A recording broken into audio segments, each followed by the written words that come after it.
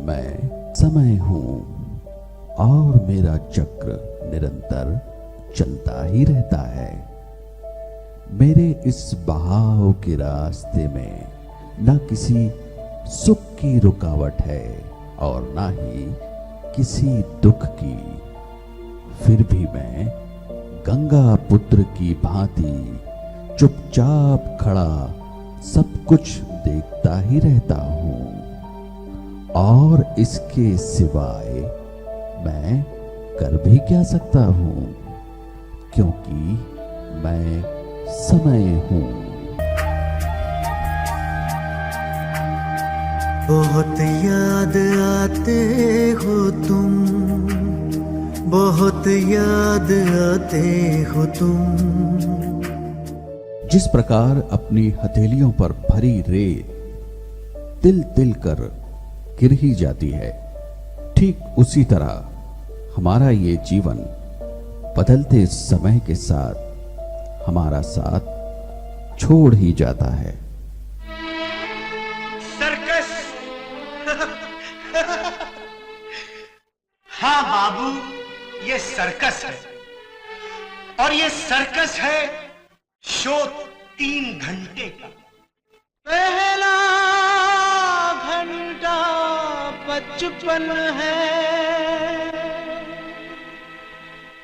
दूसरा जवानी है, तीसरा बुढ़ापा है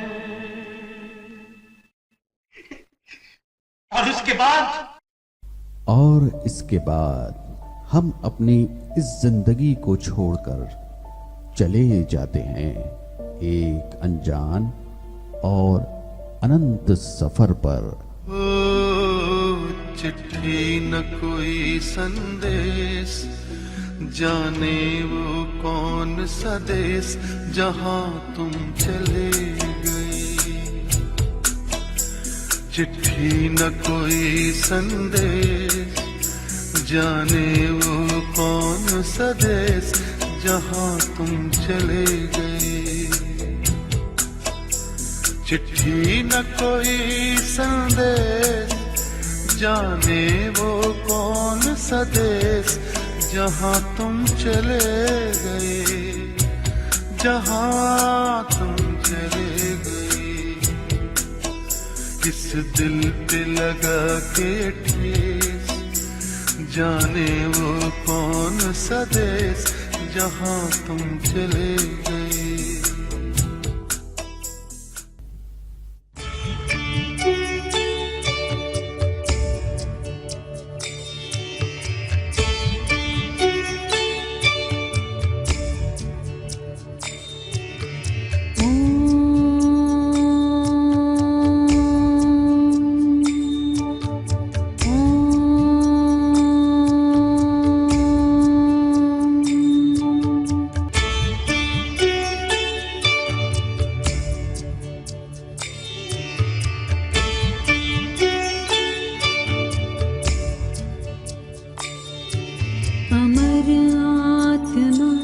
सच्चिदानंद में हूँ, अमर आत्मा सच्चिदानंद में हूँ। शिवोहम शिवोहम शिवोहम शिवोहम शिवोहम शिवोहम शिवोहम शिवोहम। अमर आत्मा सच्चिदानंद में हूँ, अमर आत्मा सच्चिदानंद में हूँ। शिवोहम शिवोहम शिवोहम शिवोहम शिवोहम शिवोहम शिवोहम शिवोहम। दुनिया से जाने वाले जाने चले जाते हैं कहाँ, दुनिया से जाने वाले जाने चले जाते हैं कहाँ। कैसे ढूंढे कोई उनको नहीं कदमों के भी निशान। दुनिया से जाने वाले जाने चले जाते हैं कहाँ।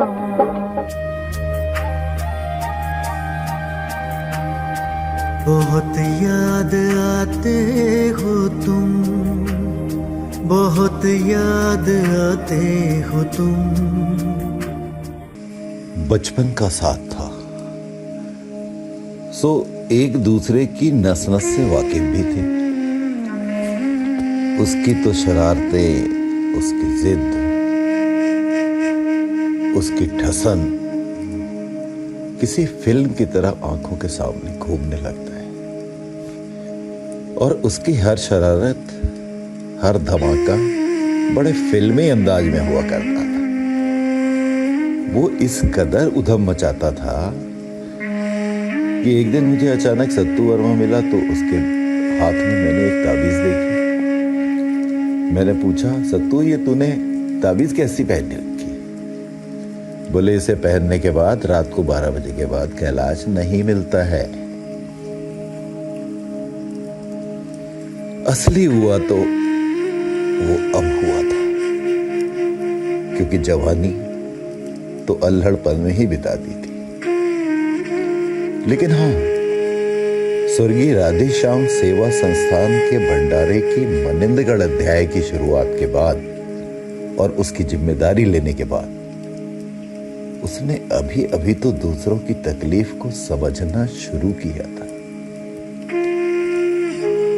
ऐसा नहीं कि वो लोगों की तकलीफों को जानता नहीं था, वो अपनी जरूरत की हर चीज की जानकारी पूरी रखता था। लेकिन भंडारा शुरू होने के बाद उसने लोगों की भूख की वेदना को नजदीक से देखा। उसे अब लोगों की दूसरी तकलीफें भी दिखाई देने लगी थी। एक दिन भंडारे में उसने देखा कि एक बड़ा गंदा सा मैला कुचैले कपड़े पहना, बिखरे बाल एक लड़का भोजन कर रहा था। उसे भोजन करते देख उसके मन में पता नहीं कितने सवाल उठ गए। उसने उसे बुलाया, उससे पूछा कि क्यों नहाते क्यों नहीं हो, कितने दिन से नहीं नहाए हो? वो बोला, सर 4-5 दिन से नहीं नहाया। बोले, क्यों? बोले, मेरे को नहाने के बाद ही फिर से यही कपड़े पहनने पड़ते हैं, मैं इसलिए नहीं नहाता।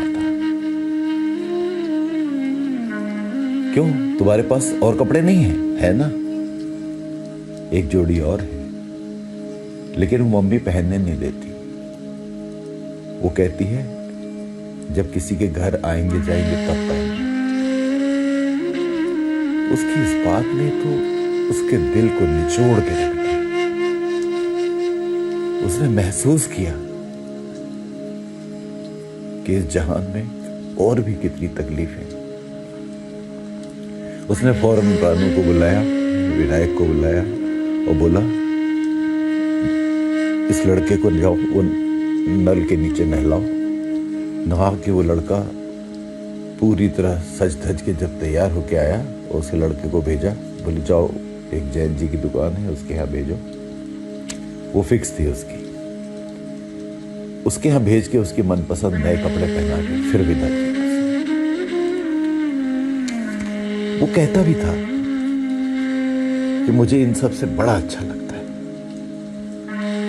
और जो चीज मेरे यार को अच्छी लग जाए तो उसको तो वो हासिल करके ही मानता। टपक पड़ते हैं आंसू जब तक तेरी याद में, ये वो बरसात है जिसका कोई मौसम नहीं होता। वो जब याद आए, बहुत याद आए, वो जब याद आए, बहुत याद आए। गमे जिंदगी के अंधेरे में हमने जलाए बुझाए वो जब याद आए, बहुत याद आए। बहुत याद आते हो तुम, बहुत याद आते हो तुम। जिस सुबह वह विदा हुआ, उसके पहले की रात 10:27 पर मेरे फोन की घंटी बजी। फोन कमरे में चार्ज पे लगा था, बजता रहा। मैं बाहर घर में भोजन कर रहा था, मैंने वो आवाज ना सुनी। उस दिन कुछ तबीयत भी नासाज थी, तो कमरे में आया और चुपचाप सो गया। अगली सुबह देहावसान के बाद दोपहर को यूं ही फोन देखा तो सन्न रह गया। और वो फोन कैलाश का ही था। ना जाने वो कौन सी बात थी, वो जानने से पहले मुझसे कहना चाहता था। मन का वो अपराध बोध आंखों से आंसू का प्रवाह बन गया। एक आह भरी होगी, हमने न सुनी होगी, जाते जाते तुमने आवाज तो दी होगी। हर वक्त यही है गम, उस वक्त कहाँ थे हम, कहाँ तुम चले गए। चिट्ठी न कोई संदेश, जाने वो कौन सा देश, जहाँ तुम चले गए, जहाँ तुम चले गए।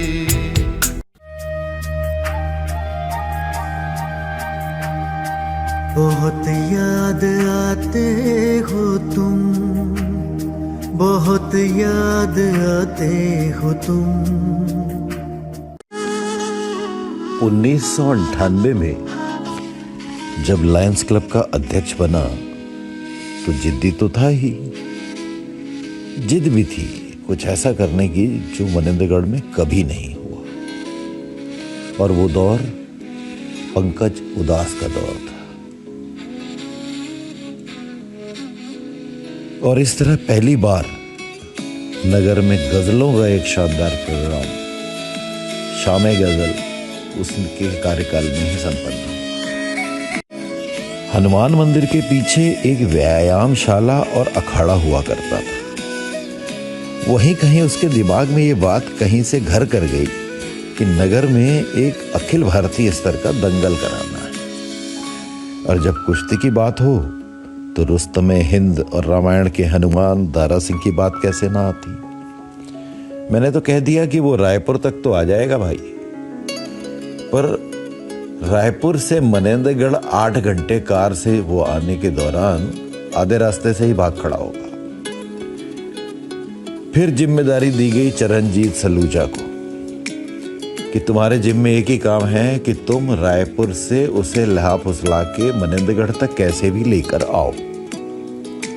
और वो लेकर आ भी गया। और इस तरह मनेंद्रगढ़ नगर में पहली बार अखिल भारतीय स्तर का दंगल दारा सिंह के आतिथ्य में ही हुआ था। कोविड के समय पानी टंकी के सामने चल रहा वृद्धाश्रम बंद हो गया।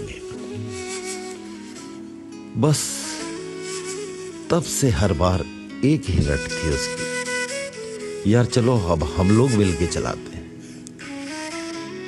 और जब तक शुरू ना हो गया, ना चैन से बैठा और ना किसी को बैठने दिया। नगर पालिका परिषद की प्रभा पटेल जी ने और उनकी पूरे पार्षदों की टीम ने निराश्रित भवन वृद्धाश्रम चलाने के लिए भवन दे दिया, तो जैसे उसके सपनों को पंख लग गए और उसकी इसी जिद के तो हम सब कायल थे। उसकी प्लानिंग बड़ी जबरदस्त होती थी। जल्दी से किसी बात के लिए हां करता न था, पर हां कर दी तो कभी नफा नुकसान देखता भी न था। लायंस परिवार ने अपना यारों का यार खो दिया। जिंदगी के सफर में गुजर जाते हैं जो मकाम, वो फिर नहीं आते, वो फिर नहीं आते। जिंदगी के सफर में गुजर जाते हैं जो मकाम, वो फिर नहीं आते, वो फिर नहीं आते।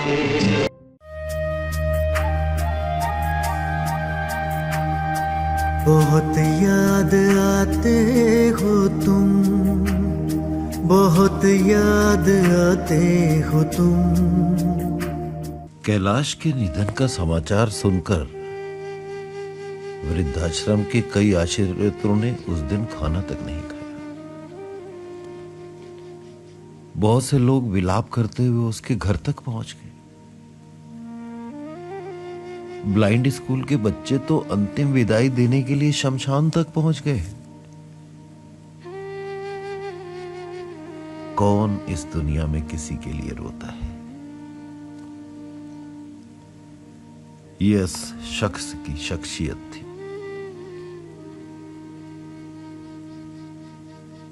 एक व्यक्ति की आश्रम में व्यक्तिगत देखभाल करना कमाल का समर्पण था उसका। बीच में एक दिन उसके मन में आया कि इन सब बुजुर्गों को हल्दी वाला दूध पिलाना है। मेरे से बात हुई और अगले दिन से रानू की ड्यूटी लग गई। रोज रात को 8 बजे अपने सामने रानू सबको हल्दी डालकर दूध उबालकर अपने हाथ से पिलाकर तब आता था और आके उसको रिपोर्ट करता था। मैंने एक दिन उसे मजाक में कहा भी कि भाई कभी हमारे यहां भी हल्दी वाला दूध भिजवा दिया कर। हंसकर कहता था कि जब तू आश्रम में आ जाएगा ना, दोनों टाइम भेजा करूंगा। समाज की हर संस्था से उसका अपनापन देखते ही बनता। सिद्ध बाबा सेवा समिति हो या श्री राम सेवा मंडल, सिरौली का हनुमान मंदिर हो या स्टेशन रोड का हनुमान मंदिर, उसकी नियमचर्या में शामिल था।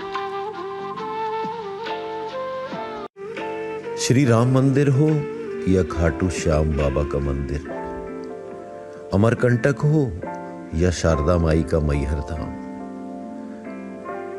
उसकी ईश्वर के प्रति अगाध श्रद्धा थी। तभी तो वह ईश्वर की बनाई सृष्टि में दुखियों के चेहरे पे मुस्कान ढूंढता था। उसी में उसे ईश्वर दिखाई देता था। जन्म मरण के मध्य है जीवन कर्म प्रधान, उज्ज्वल जिसका कर्म हो जीवन वही महान, जीवन वही महान।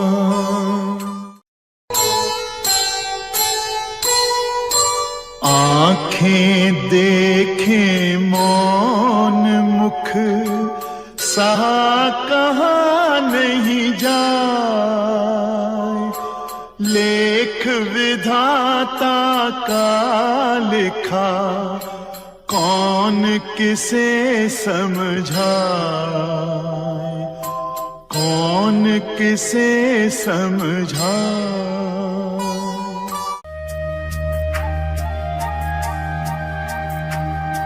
बहुत याद आते हो तुम, बहुत याद आते हो तुम।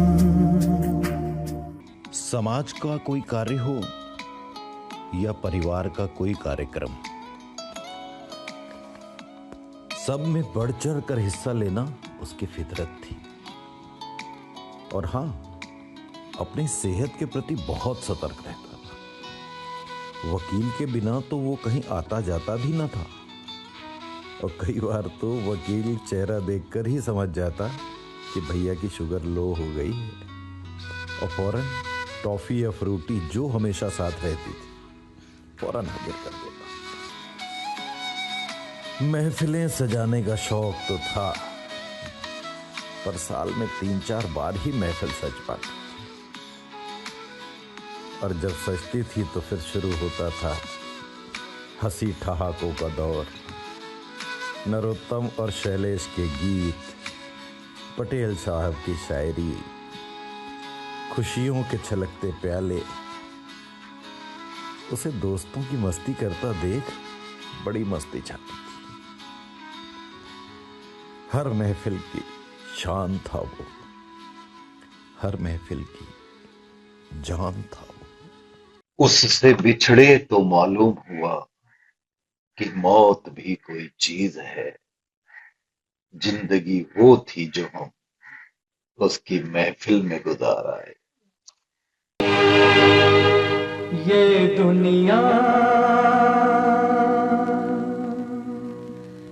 ये महफिल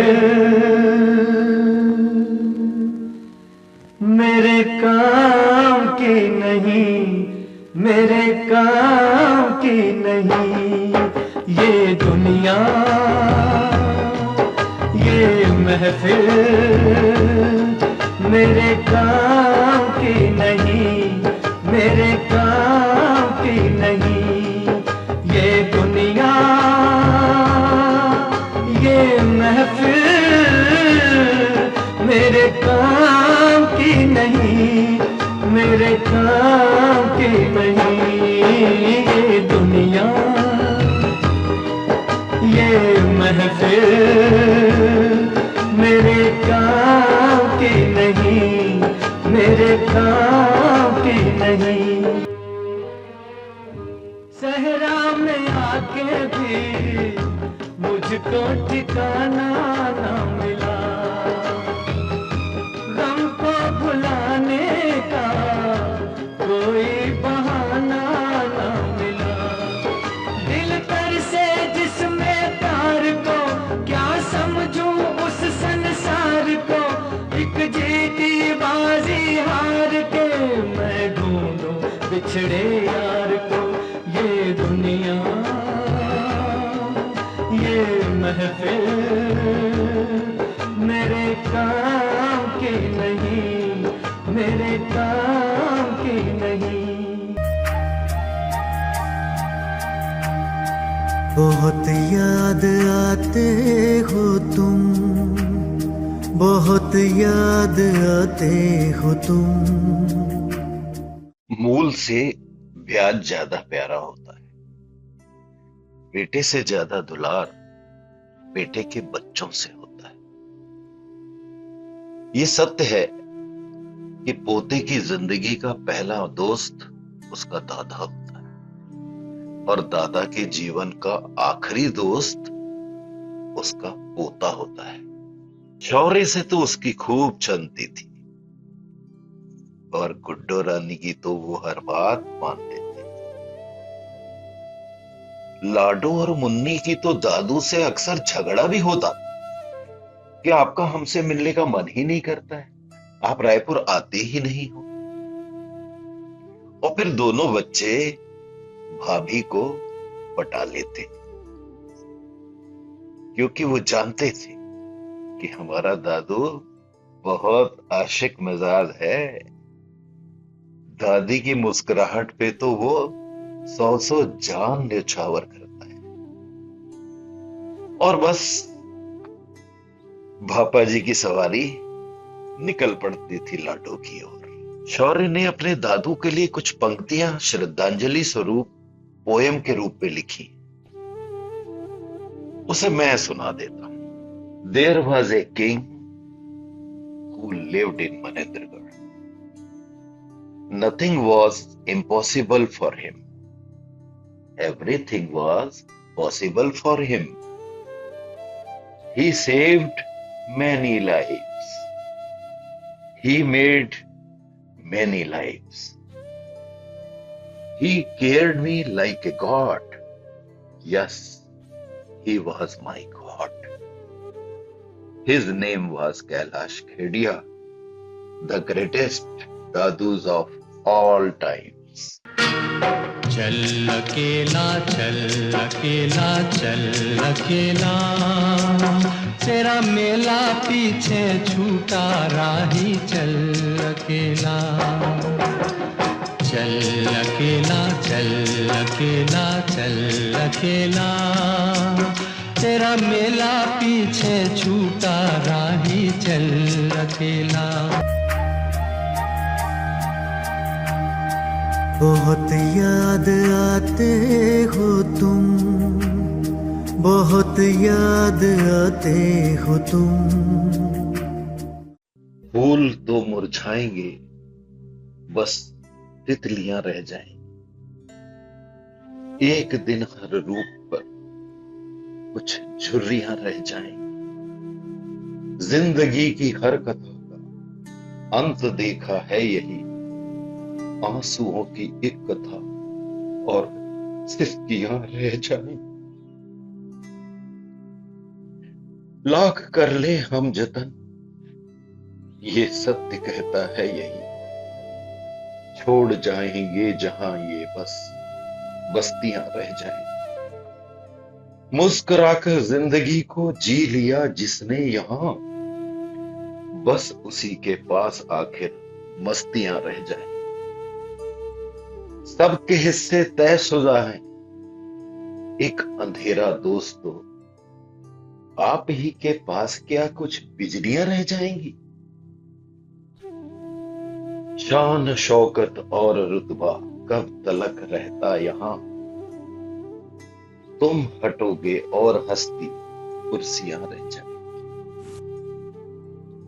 लॉयंस परिवार मनेंद्रगढ़ ने अपना एक नगीना खो दिया।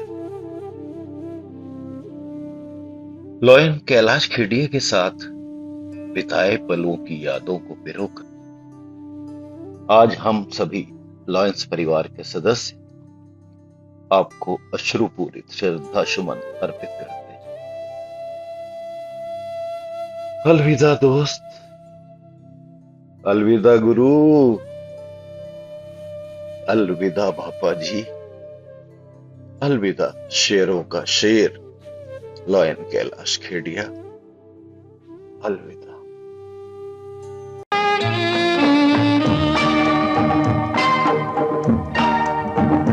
एक प्यार का नगमा है, मौजों की रवानी है। एक प्यार का नगमा है, मौजों की रवानी है।